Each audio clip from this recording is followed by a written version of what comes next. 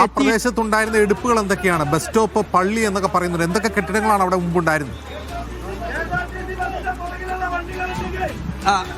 അജിംസ്, ഈ നേരത്തെ ദൃശ്യങ്ങളിൽ കാണുന്ന ഈ ഒരു പാലത്തിനോട് ചേർന്നുകൊണ്ട് ചെറിയൊരു ബസ് സ്റ്റോപ്പ് ഉണ്ടായിരുന്നു. ഈ താഞ്ഞിലോട് മീനാക്ഷി ഭാഗത്ത് നിന്നുള്ള ആളുകൾ മേപ്പാടി ഭാഗത്തേക്ക് പോകുന്നതിന് വേണ്ടി കാത്തിരിക്കുന്ന പ്രധാനപ്പെട്ട ഒരു ബസ് കാത്തിരിപ്പ് കേന്ദ്രമായിരുന്നു. ഈ പാലത്തിന് തൊട്ട് താഴ്ഭാഗത്തായിട്ടാണ് ഒരു ചെറിയ പള്ളി ഉണ്ടായിരുന്നത്. ആ പള്ളി ഇപ്പോൾ പൂർണ്ണമായും കാണുന്നില്ല. ഈ പള്ളിയോട് ചേർന്ന് കിടക്കുന്ന ഒരു വീടാണ്. ആ വീട് പൂർണ്ണമായും ഇപ്പോൾ തകർന്നിട്ടുണ്ട്. അതായത് നമുക്കിപ്പോൾ ഈ ഒരു ഭാഗത്ത് നിന്ന്, കള്ളാടി മീനാക്ഷി ഭാഗത്ത് നിന്ന് കാണുന്ന ഏറ്റവും പ്രധാനപ്പെട്ട ചില വിവരങ്ങൾ, അത് നേരത്തെ ഉണ്ടായിരുന്നത് എന്നാൽ ഇപ്പോൾ കാണാത്തതുമായിട്ടുള്ള ഏറ്റവും പ്രധാനപ്പെട്ട ഈ ഒരു കാര്യമാണ് നമുക്ക് കഴിയുക. കൂടുതലായിട്ട് ഇനി ഈ മണ്ണ് എത്തിയിട്ടുണ്ടെന്ന് താഴെ ഭാഗത്ത് നിരവധിയായിട്ടുള്ള വീടുകളുണ്ട്. നൂറുകണക്കിന് വീടുകൾ ഈ ഒരു ഭാഗത്ത് മാത്രമുണ്ട്. അപ്പോൾ അവിടേക്ക് ഈ വെള്ളം എത്തിച്ചിട്ടുണ്ടോ, ചളി എത്തിയിട്ടുണ്ടോ എന്നുള്ള കാര്യത്തിലൊന്നും നമുക്ക് വ്യക്തത വന്നിട്ടില്ല. ആ ഭാഗത്തേക്ക് പോകുന്നതിന് നമുക്കൊരു പരിമിതിയുണ്ട്. പൂർണ്ണ ജാഗ്രതാ നിർദ്ദേശം നൽകേണ്ടതുണ്ട്. ഇപ്പോൾ ഇതാ ചെറുതായി മഴ പെയ്യാൻ തുടങ്ങിയിട്ടുണ്ട്. അജിംസ്, ഇനി ഏതെല്ലാം തരത്തിൽ രക്ഷാപ്രവർത്തനം മുന്നോട്ട് പോകും എന്നുള്ള കാര്യത്തിലൊക്കെ തന്നെ നമുക്ക്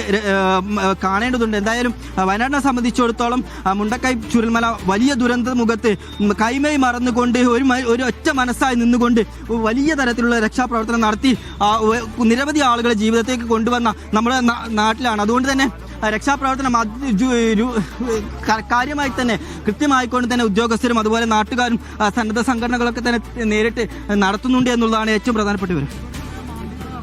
ഫൈസൽ, ഈ തുരങ്കപാതയുടെ തുരങ്ക നിർമ്മാണം ഇപ്പോൾ തുടങ്ങിയിട്ടുണ്ട്. അതല്ല, ഇതിന്റെ തുടക്കത്തിലും ഒടുക്കത്തിലുമുള്ള റോഡ് നിർമ്മാണമാണോ ഇപ്പോൾ നടക്കുന്നത്?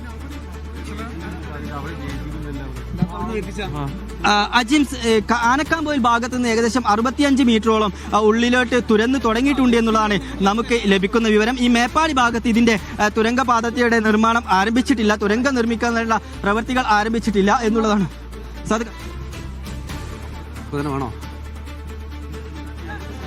നിലവിലെ സാഹചര്യം മണ്ണിന്റെ അടിയിൽ ആളുകൾ പെട്ടുന്നത് തന്നെയാണ്. കുറെ ആളുകൾ രക്ഷപ്പെട്ടിട്ടുണ്ട്. ഇപ്പോൾ ഹോസ്പിറ്റലിലേക്ക് 4 പേരെ കൊണ്ടുപോയിട്ടുണ്ട്.